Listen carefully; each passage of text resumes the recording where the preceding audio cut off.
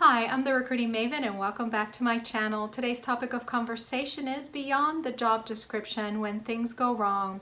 We're going to talk about what those issues are in detail coming up and how to resolve them. With that said, I just want to say a quick thank you for those of you who like, share, and subscribe to my channel. I deeply appreciate your kind support. For those of you who are new to my channel, I have an ever-growing playlist with career tips and advice, so make sure you check that out. And if you haven't subscribed, please make sure you hit that notification button when you do subscribe. So diving into today's topic, we are going to be discussing vague language within a job description. So what that actually entails is towards the bottom of the required skills, which is typically where you'll find this type of language, you will see something along the lines of perform any and all other functions deemed necessary. Or you will see additional projects as necessary, or my favorite, other duties as assigned. Now, I used to see that a lot more in job descriptions, more so than I do today, but that kind of language still exists quite a bit, and I do find that a lot of candidates always say to me, what does that really mean? That's kind of vague. How do I measure myself, my skill sets, soft skills and hard skills, against that kind of language? And that is an amazing question, and I know it's a point of frustration for a lot of you. So let me start by saying that you should always ask the recruiter, which would be your first line of contact typically with a company once you've applied. If they cannot give you that information, do make sure that you ask them for a follow-up. Now, some of the pitfalls that will sort of land in those types of buckets of language within a job description can be hazardous to your health, and let's get into a couple of examples so that you really understand where the pitfalls are and how you can hedge yourself against those issues that might come up. Okay, so our first example is about company growth. Now, company growth comes in all types of shapes, sizes, and flavors as well. And so please be mindful of those things because you want to be prepared. And we're going to talk about pain points, which is really crucial. And we'll talk about that, so stay tuned at the very end. Now, with that said, if it's a startup, you probably can expect that there's going to be a lot of changes throughout your career at that company. Please note that company growth could also mean automation. And I know a lot of you are very, a little bit standoffish about automation because most of us really don't know what that means at this point in time. We just think it's, better software, faster internet speed, but it's much more than that. I will tell you as an example, there's a mid-tier company, meaning they're not large, they're not terribly small. And I had a friend of mine took a job there, and after a few years, what happened is they automated 50% of all jobs.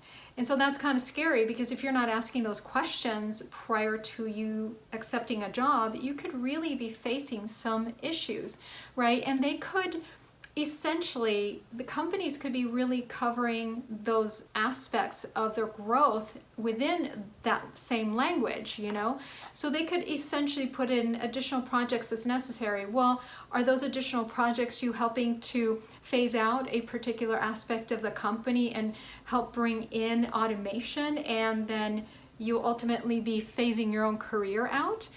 So again, digging for more information during that initial job interview is going to help you. Okay, and the second example is going to be yours truly because I want you to learn from my mistakes. And I will say, as a disclaimer, I was very young in my career, and so, you live and you learn. So hopefully you will learn something from my mistake.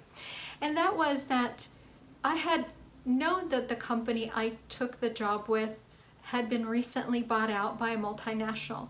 Now, the company that I knew was just a local company, just a mid-tier company, so I didn't think too much of it, to be honest with you, but really, ultimately, not asking good questions will lead you astray. And so the thing with that particular job was that they actually had automated a lot of their systems, and for the recruitment team, it was very interesting because they literally had no paper to be found. Everything was 100% digital. And the existing recruitment team, when I came in, had already given notice and left, and or were on the way to leaving the company, and that caused a lot of insecurity on my end in terms of what about job stability.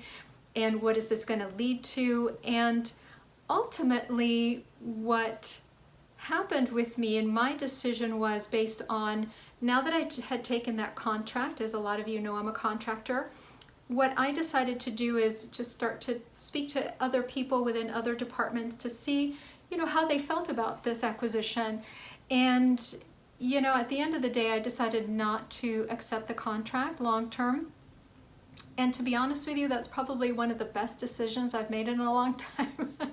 And the reason being is that as of today, that company doesn't exist.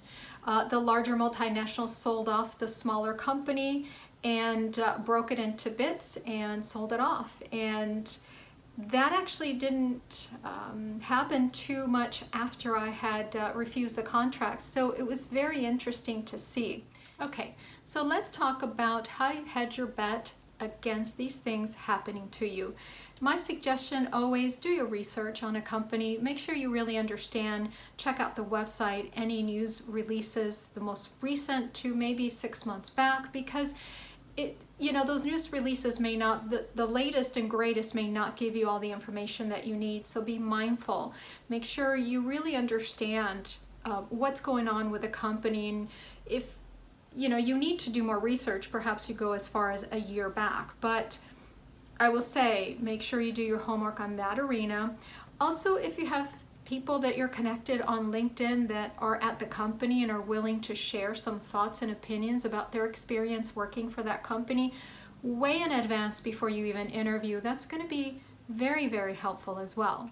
In addition, make sure you understand your pain points, because as companies get bought out or they grow or whatever is happening, right, they become automated and all that, as we've spoken.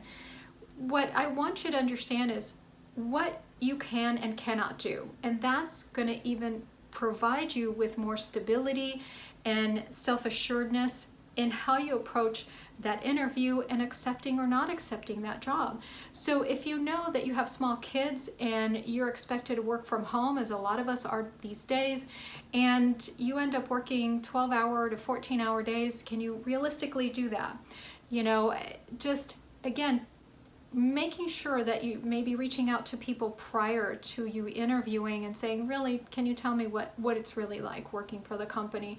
Of course, not everyone's going to tell you and be upfront about it, but it is what it is. Do your research. Understand that if all of a sudden you're required to travel, and this has happened to a lot of people I know, maybe the job originally said 25% travel, but now they're expecting you to do 50 to 75% because you got bought out or they're expanding. You don't want to phase yourself out of a job too quickly. Now, of course, we're still going through the pandemic, so for those of you who absolutely need a job, you've got to do what you've got to do, and there's no shame, there's no judgment from me on any level, but just make sure that you're prepared to do everything and then some, because if you accept a job blindly, then you're going to have to just do whatever it is that they're asking you to do, and hopefully in a year or two you find whatever it is that you're really looking for in a job or a career.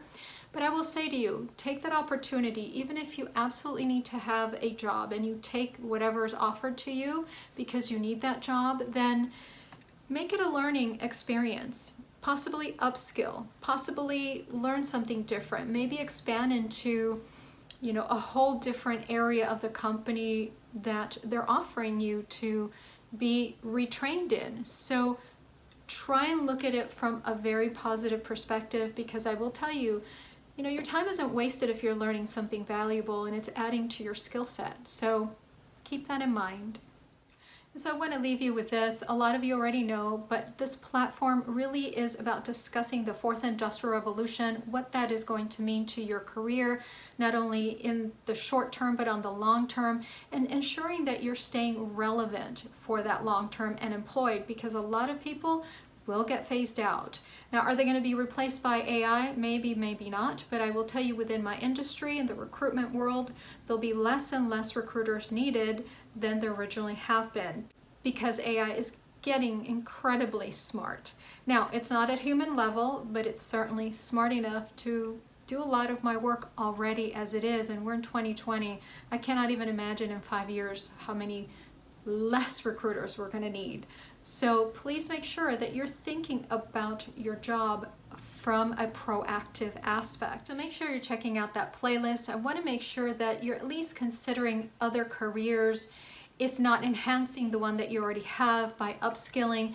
But please make sure you're staying ahead of the curve, because there's nothing worse than, you know, being phased out of a job that is no longer available and not being prepared, and maybe getting into a career, a new career I should say, that is overly saturated. It just doesn't work. As I've mentioned to you in the past, I actually get requisitions, just one requisition with one opening, and I get anywhere between 200 to 600 applicants. So don't be late to the game. Make sure you're planning ahead. With that said, I just want to say a quick thank you for those of you who like, share, and subscribe to my channel. And if you haven't subscribed, go ahead and do so and hit that notification bell. Take care, and I will see you in my next video. Have a lovely rest of your day.